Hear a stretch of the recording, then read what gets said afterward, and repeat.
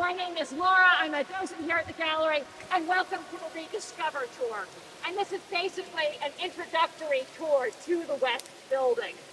And I am delighted that you are here today and to be with you, and I am looking forward to an hour of art and conversation and shared learning as we think about the many layers of meanings that works of art can have and the various ways that they speak to us through the ages. Before we get into the galleries, I'd like to say a few words about the founding of the National Gallery and some of the themes and ideas that we'll be exploring as we go through the gallery together. The National Gallery was a gift to the nation from Andrew Mellon.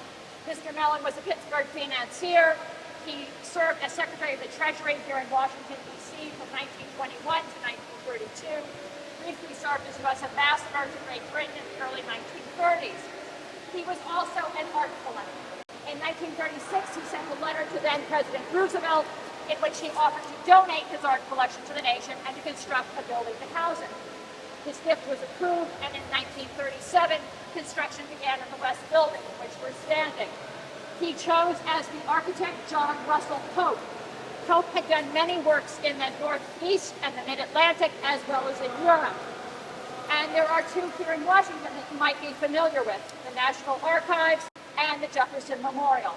Like those buildings by Pope, the design of this building is what we call neoclassical, which means it's inspired by ancient Greek and Roman architecture. So the rotunda in which we're standing, based on the Pantheon in Rome, like the Pantheon, dome ceiling, coffers, oculus in the middle that emits light. Today on our tour, we'll be looking at works from the 15th century through the 16th century, and we will be considering the contrasts and the affinities between works of art from different periods, different regions. And in considering those contrasts, we'll also begin to think about how the changes that we see in subject matter and in style often relate to religious, political, technological, or social changes. We are going to begin in the 15th century in Florence, in the period known as the Renaissance, and this new humanistic outlook really drives a lot of changes that we see in painting, including new subject matter. One of the new subject matters that we see is portraiture. So we're going to begin with a portrait, and we're going to think about how the artist is applying what he's learned from his studies of nature and of the human figure to his art. Stopping in 13th and 14th century galleries, just so you get a sense of how different the 15th century is going to be. 13th and 14th century, majority of the work commissioned by or for the church. These are all works that were produced on the Italian peninsula in that time. Christian religious images, Mary, Jesus, biblical stories, figures not very naturalistically depicted, gold backgrounds taking this out of the real world, putting them into the spiritually heavenly realm.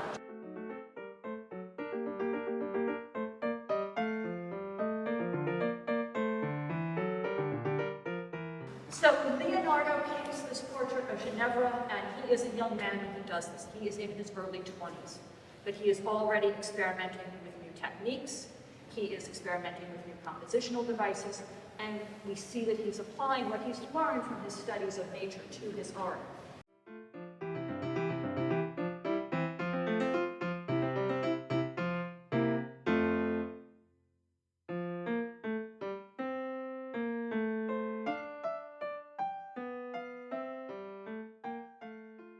Venus, Roman goddess of love and beauty. Her pose here is based on an ancient classical statue that was in the, there are several copies floating around in Italy at this time that Titian was aware of. It's called the Venus Pudica, or modest Venus, who hides her nudity with her hands by covering her breast.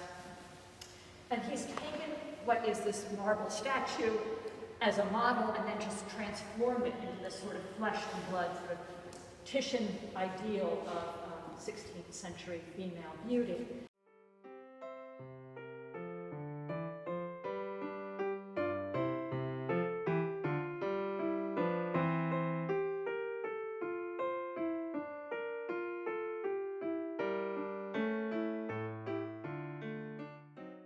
So we're looking at this work.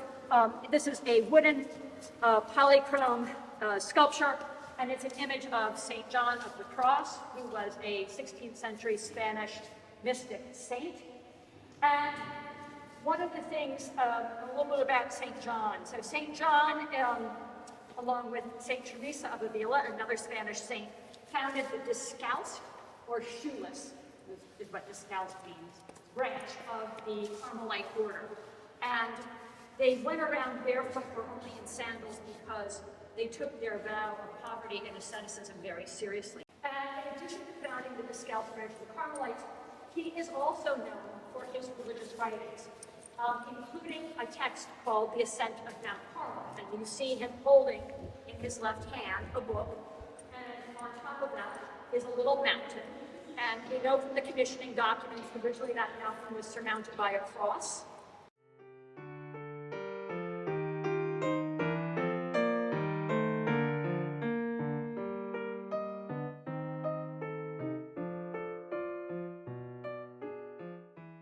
Lorenzo de Medici ruled the Italian city-state of Florence in the Renaissance.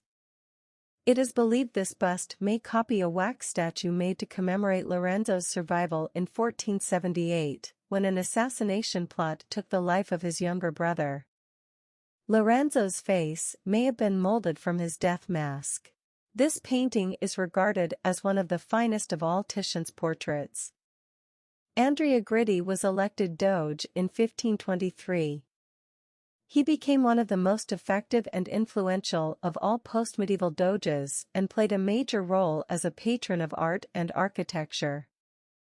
Rembrandt painted these portraits as companion pieces.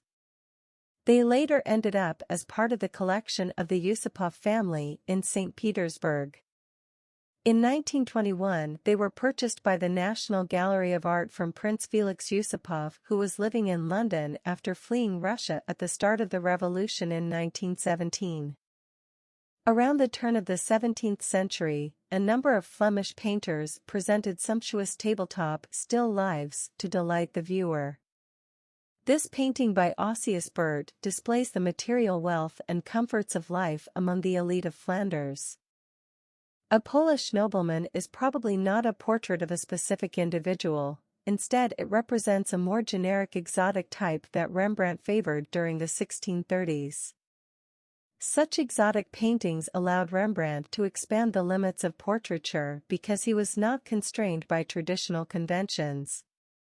Frans Hals was the preeminent portrait painter in Haarlem, the most important artistic center of Holland in the early part of the 17th century. At some point, after the painting was completed, the hat was covered over. Later in 1990, the National Gallery of Art conservators removed the overpaint, thereby restoring the portrait's original appearance. The crest bearing 3 cows' heads, visible on the wall, indicates that this young man is a member of the prosperous Coymans family of Haarlem. The cows' heads refer directly to the Dutch family name, which translates as cowman. And this painting, the velvet-trimmed brocade jacket, satin skirt, and lace cuffs and cap are of the highest quality and remind us that Haarlem's wealth derived from the trade in textiles. The elaborate linen ruff collar, supported by concealed wires, was gradually going out of style at this time. In the early 17th century, Frans Snyders created a new form of still life by combining fruit and game into a single image, and still life with grapes and game is an outstanding example of this innovation. This Edouard Manet painting depicts a masked ball in Paris. He sketched the scene, then painted it in his studio. It is believed he included himself in the painting and is the bearded blonde man at right who looks out toward the viewer. The dance card on the floor next to him bears his signature. Edmond Renoir, Auguste Renoir's younger brother, described how the artist painted Pont Neuf in a single day from the upper floor of a café. Edmond tells how he persuaded passers-by to linger long enough for Auguste to record their appearance. Edmond is seen several times in the painting with a walking stick and straw boater. This self-portrait was painted on a cupboard door from the dining room of Marie Henry's, an inn in the Breton hamlet of Le Poudou. Marie Henry later sold it to a gallery in Paris.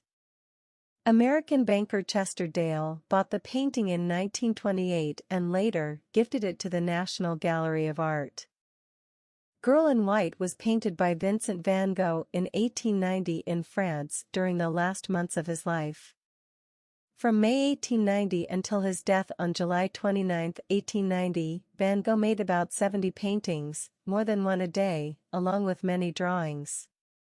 This painting is one of the very last self-portraits of Vincent van Gogh. Here he portrayed himself at work, dressed in his artist's smock with his palette and brushes in hand.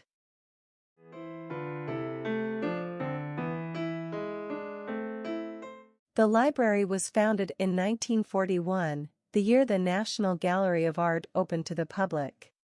The architect for the East Building of the National Gallery of Art, including the library, was I.M. Pei. Pei's design for the East Building was centered around triangles. Beginning with a small collection of books, the library undertook to support the curatorial and research needs of the institution's staff and occasional visiting scholars. Today the library serves as a national art research center for researchers worldwide. The library contains a collection of more than 500,000 books and periodicals on the history, theory, and criticism of art and architecture.